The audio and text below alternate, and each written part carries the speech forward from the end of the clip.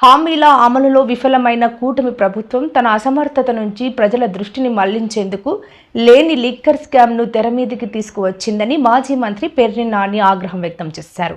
పెర్ని నాని మీడియాతో మాట్లాడుతూ చంద్రబాబు డైరెక్షన్లో తాజాగా లోక్సభలో ఆ పార్టీ పార్లమెంటరీ నాయకుడు శ్రీకృష్ణ దేవరాయలు పచ్చి అబద్ధాలను అందంగా వల్లించాడని మండిపడ్డారు.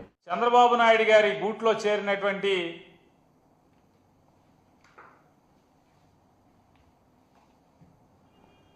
ఫ్లెమింగో పక్షి లాంటి ఈ పెద్ద మనిషి గారు గూడు మారాడు. కొత్త గూడులో చేరి చంద్రబాబు చెప్పినట్టుగా చిలక పలుకులు పలుకుతున్నారు లోక్సభలో. వాస్తవాలు మాట్లాడితే ఎవరికి ఇబ్బంది ఉండదు, కానీ చంద్రబాబు నాయుడు మెప్పు కోసం ఈ రకమైనటువంటి విషం చిమ్మే కార్యక్రమం జగన్మోహన్ రెడ్డి గారిని ఏదో రకంగా రాజకీయంగా నిందలు వేద్దామని చెప్పని, తద్వారా ప్రజలలో జగన్మోహన్ రెడ్డి గారి యొక్క నాయకత్వాన్ని తగ్గిద్దామనేటువంటి తప్పుడు కుట్రలో భాగమే ఈ లావు శ్రీకృష్ణ గారి చిలక పలుకులు అనేది ఇవాళ మనందరికీ అర్థమవుతున్నాయి. ఆయన ఏ గూడు నుంచి ఏ గూడుకి మారినా ఏదో ఒకటి ఇవాళ ఒక 21 మంది లోక్సభ సభ్యులకి నాయకత్వం వహించేటువంటి లావు శ్రీకృష్ణ గారు తనకున్నటువంటి అధికారాన్ని లేదా భగవంతుడు పల్నాడు ప్రజలు ఇచ్చినటువంటి ఆ గొప్ప అవకాశాన్ని ఆంధ్రప్రదేశ్ రాష్ట్రంలో విశాఖ ఉక్కు ఫ్యాక్టరీని బతికించేదానికి మైక్ను వాడడం, తనకున్న అవకాశాన్ని వాడడం, లేదా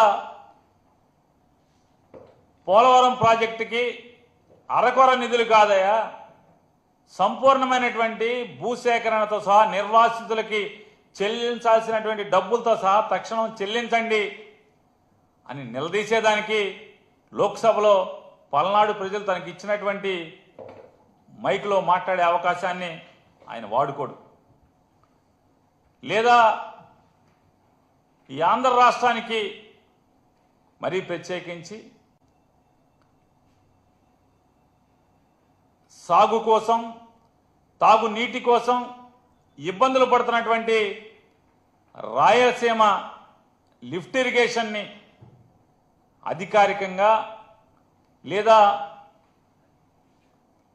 కేఆర్ఎంబి ఇచ్చినటువంటి స్టేని ఎత్తివేయటం కోసం పల్నాడు ప్రజలు ఇచ్చినటువంటి అధికారాన్ని తన మైకు వాడడం, లేదా ఈ మధ్యకాలంలో మనం చూస్తున్నాం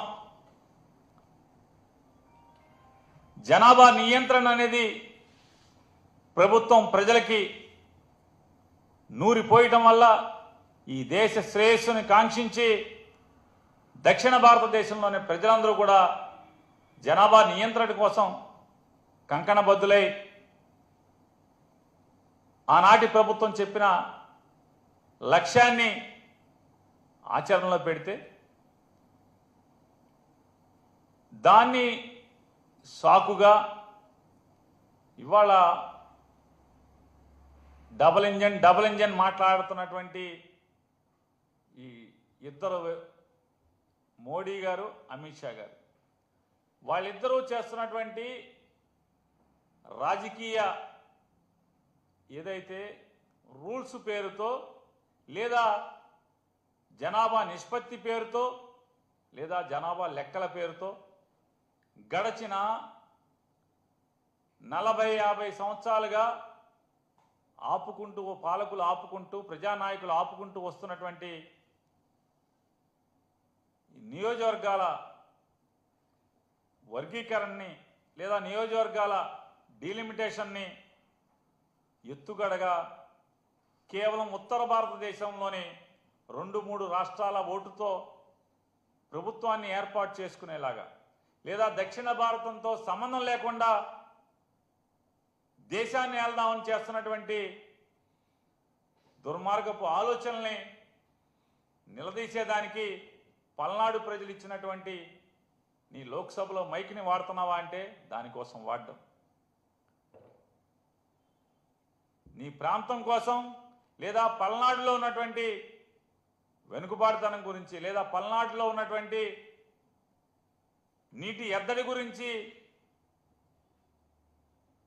ఎప్పుడన్నా మాట్లాడతావా అంటే పల్నాడు ప్రజలు ఇచ్చిన ఆ మైకుని దానికోసం వాడవు, ఈ దేశం కోసం వాడవు, ఈ రాష్ట్రం కోసం వాడవు, దక్షిణ భారతదేశం కోసం వాడవు, మీ ప్రాంతం కోసం కూడా వాడే పని లేదు. కేవలం చంద్రబాబు ఏ కట్టుకథ చెప్తే, ఎటువంటి విషం చిమ్మమని చెప్తే ఆ విషం చిమ్మేటువంటి ఈ చిలక పలుకుల ప్రస్థానమే నిన్న లోక్సభలో లావు శ్రీకృష్ణదేవరాయలు గారు చేసినటువంటి ప్రసంగం. ఆయన చెప్తాడు, వెంటనే ఆంధ్రప్రదేశ్లో జరిగిన లిక్కర్ స్కామ్ మీద ఈడీ విచారణ చేసేయాలి, ఆళ్ళెవలో రెడ్డిని ఈళ్ళెవల రెడ్డిని అరెస్ట్ చేసేయాలని మాట్లాడతాడు. నేను ఒక్కడే వారిని అడుగుతున్నాను, ఆంధ్రప్రదేశ్ రాష్ట్రంలో లిక్కర్ వ్యాపారం జరిగినప్పుడు లేదా 2019 నుంచి 24 దాకా తమరు పల్నాడు పార్లమెంట్ సభ్యులుగా ఉన్నప్పుడు మరి ఏం తప్పులు జరిగినాయని మీరు అనుకుంటున్నారు? తప్పులు జరిగితే మీరు ఒక పార్లమెంట్ సభ్యుడిగా మీరు ఎందుకు మాట్లాడలేదు, ఎందుకు నిలదీయలేదు? లేదా 2019-24కి జరిగినటువంటి ఈ రాష్ట్రంలో జరిగినటువంటి లిక్కర్ బిజినెస్, లేదా 2024 నుంచి 25 వరకు జరిగిన లిక్కర్ బిజినెస్ చూసుకుంటే ఇదా స్కామ్? అదా చంద్రబాబు నాయుడు ప్రభుత్వం, మీ కూటమి ప్రభుత్వం అందా లిక్కర్ స్కామ్? లేదా ఆ రోజుదా? 2014 నుంచి 19 దాకా ఉన్నటువంటి అంటే డిస్టిలరీస్కి ఇచ్చేటువంటి ప్రభుత్వం ఇచ్చేటువంటి రేట్ ఎంత? 2019 నుంచి 2024 దాకా జగన్మోహన్ రెడ్డి గారి ప్రభుత్వంలో డిస్టిలరీలకి ఎవరైతే మద్యం తయారీదారులకు ఉన్నారో వారికి చెల్లించిన రేట్ ఎంత? ఇవాళ చెల్లిస్తున్న రేట్ ఎంత? ఇవాళ మొత్తం షాపులన్నీ కూడా ఏ రకంగా లిక్కర్ షాపులన్నీ కూడా ఏ రకంగా అడ్డగోలుగా తెలుగుదేశం నాయకులందరూ కూడా ఏ రకంగా చెరబట్టారు. నాడు ద్రౌపదిని ఏ రకంగా మయసభలో లేదా ఆ రోజు ఉన్నటువంటి